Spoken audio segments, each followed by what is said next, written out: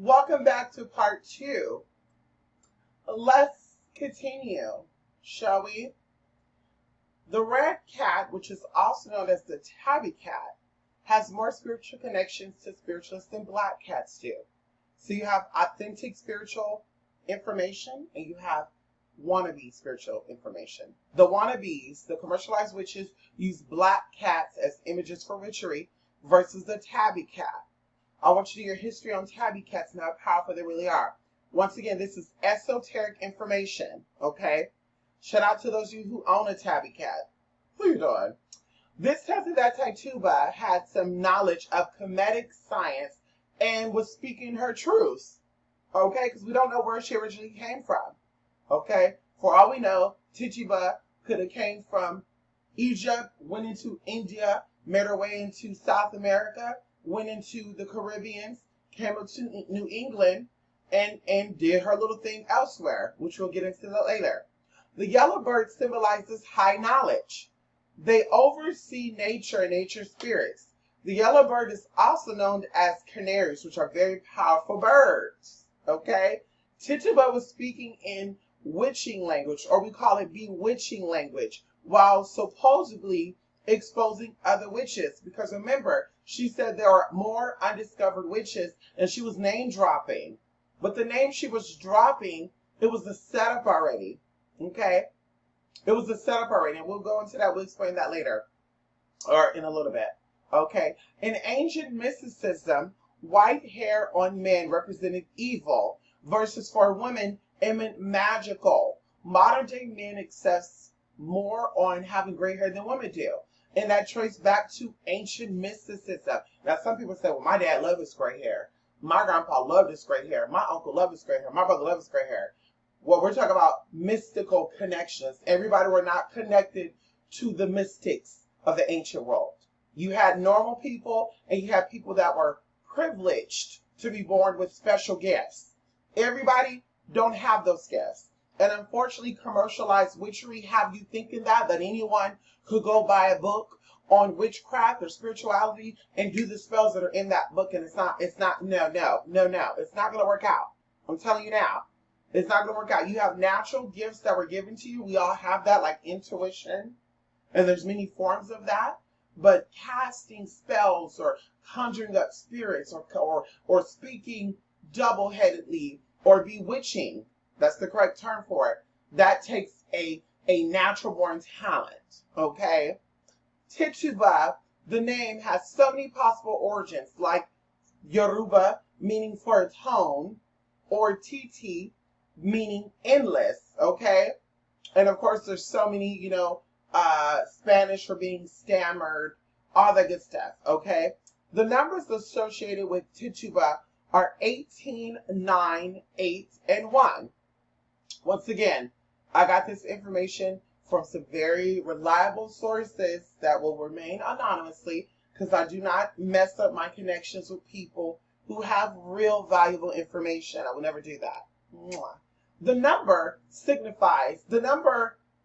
8 signifies for wanting to leave.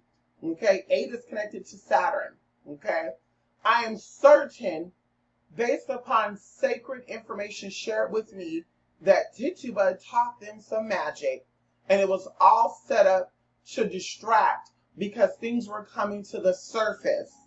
So you had British folklore magic meeting in New England with authentic ancient Kemetic magic, and things were starting to become exposed. Things were starting to become changed.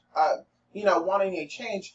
And who'd say that Tituba and her clan of people, because we're not going to use the word coven, because of course that's European and Semitic connections, but her clan of people, who's to say we're not a part of that magically? Okay, and there's many witch movies out there of Tituba, if you don't know, and most of them are Spanish based. So once again, like I said, publicly there's no record of Tituba, but privately there's many people that have that information.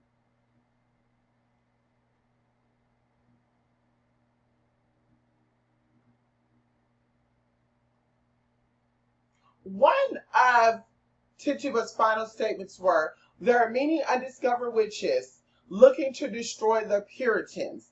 Denote that she is aware of the fellow witches, but won't expose the real ones." That is the key term. She is aware of fellow witches because anyone just can't be a witch. There are tests that you go through. There are tests that you pass to prove your powers. And going into modern day witchery, you have a lot of people that filed bankruptcy. You got a lot of people that got health problems, money problems. They got a whole bunch of other tea going on, but claim to have some type of magical connection and being born into this type of stuff, but yet didn't have no abilities to handle that just 2 or 3 years ago. So once again, she was aware of her fellow witches because they were put through tests and they passed the test, but she won't expose the real ones. While the Salem witch trials were used as a distraction, the real witches fled and relocated to other parts of the world, not just the United States of America. According to information shared to me by anonymous individuals with valid proof, okay, I say with valid proof, and we're going to keep it there. I want to go into it with valid proof.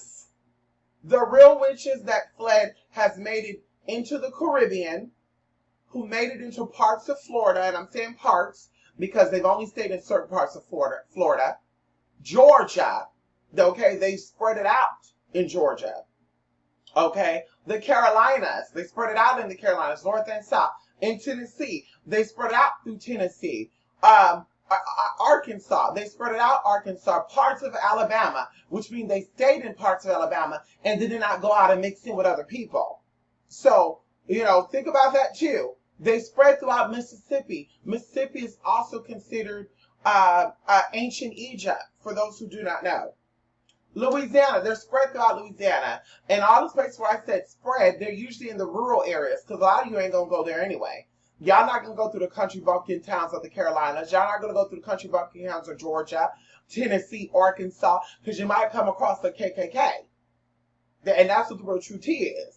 So you're not going to go looking for them in these places. Come on in here. They're in parts of Texas. Once again, they do not associate with the outside world like that. They work, they do what they do, but they've stayed in certain areas of Texas. Arizona, they're spread throughout Arizona. Nevada, they spread throughout Nevada. Oregon, they spread throughout Oregon. California, they spread throughout California. And a few more states have yet to be fully exposed. Because, of course, a lot of spiritual practices have yet to have any type of public record of them. But these places that I just mentioned all have powerful places of energy, which we're going to keep it there. Because, of course, then I'll start getting into stuff. And, I love to keep secrets. And, my mouth will start opening and going and blah, blah, blah. Let's keep it that way. Those who are claiming to be descendants of those hung during Salem witch trials are simply spiritual opportunists. Okay? Those who are claiming to be descendants of those hung during Salem witch trials, or those who say they had a past life regression, this is why their neck is hurting today. I told you I was on Instagram and I saw spiritualists on there posting in 1692, this is what happened to witches. And you had all these comments. Oh, this is why my head hurt today. Oh my God, yes, someone told me I was in Salem witch trial. Oh my God, and I'm just like, here we go with the fuckery. Here we go with the spiritual opportunists who want to use that storyline as a way to profit. As they did with Hurricane Katrina, as they did with Hurricane Harvey, as they did for any type of natural disaster that made it publicly an opportunity, people have jumped on that wagon to make motherfucking money. And they've always done that throughout history. This is nothing new. But the Salem witch trials mark that. Yes, Salem is a powerful place because, of course, like I said, the human sacrifices, the bloodshed that was there by the people that contributed, that inhabited that land before the Europeans came over there. Yes, the Aboriginal people that practice their powerful ceremonies, which many of these ceremonies are now illegally, or they're illegal to do in America. There are many rituals and ceremonies that were performed hundreds of years ago that we can no longer perform because of the practices. And we'll keep it there. The blood that's shed on that land, and not to mention the magnetic connection to the Caribbean and the European energies is what makes Salem the powerful day that it is, the powerful thing that it is there today. Okay? Salem has become a go-to place for many spiritualists, but no one talks about the slave witches accused, which means most of the people that were accused were Negroes or Aboriginals. No one talks about that. People make it seem like the Salem witch trial was only a European thing or only a white thing, when in fact there were slaves. Aboriginal people also hung. Okay, let's talk about it, honey. Okay, the whole trial was accused. Witches were not actually witches, as said before. And I don't know if this is going to let me pull up the link. Oh, yes, it will. So a spiritual opportunist refers to the exploitation of spiritual ideas or the spirituality of others or of spiritual authority for personal gain, partisan interests of selfish motives. So people who use other people's spiritual desires or ideas, which means you're wanting to look for spirituality, you want something outside of Christianity, and you have people that use this as their personal gain, not to help us collectively, not to allow fellow witches to join up and become powerful, but to be selfish and to only work for themselves, as in the sense of making money, because they have no real knowledge. And this is also called commercial spirituality.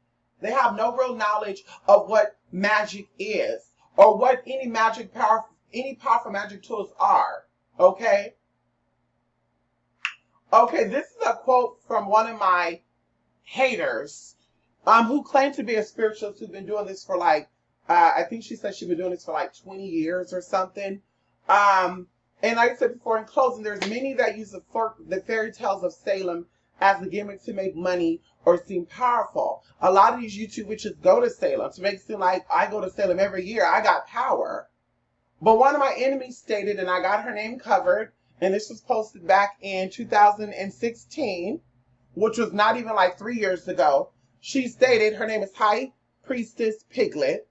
This may ruffle some feathers, but I don't see how in the world a true witch wants to align his or herself with anything that has to do with Christianity or saints. Once again, this person claims that they do hoodoo. This person claims that they do voodoo, and voodoo and hoodoo work with saints. Okay? And it works with the Bible.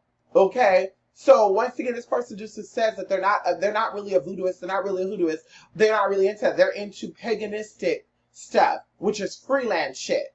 There's a tree, let's name the tree Baboa. Baboa is the spirit of this and that. There's a rock, let's name that rock Serpentine. Serpentine is blah, blah, blah. They're not into actual going into what it really is.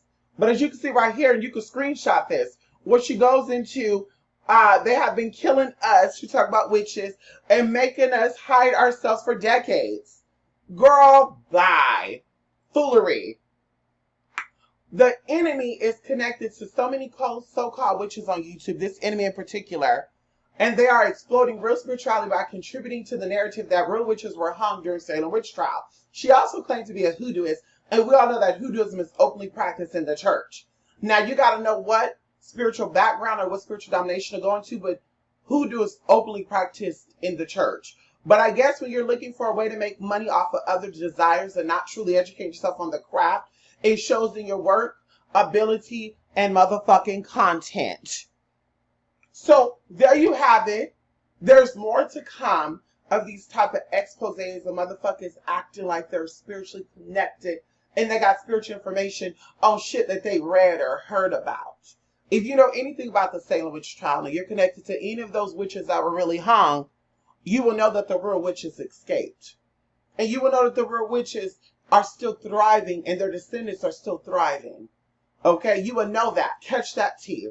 That they're still thriving and those who descended from them are still motherfucking thriving. But when you're an outsider interested in those who are really mystics and mystical, then it fascinates you to want to be like us. So it's, I want to do it. Oh, when they do this, I want to, oh, that thing interests him. And let's make money. Going into the history. So like I said, we'll come back for more. Check out my blog spot, 28spirit8mistake.blogspot.com.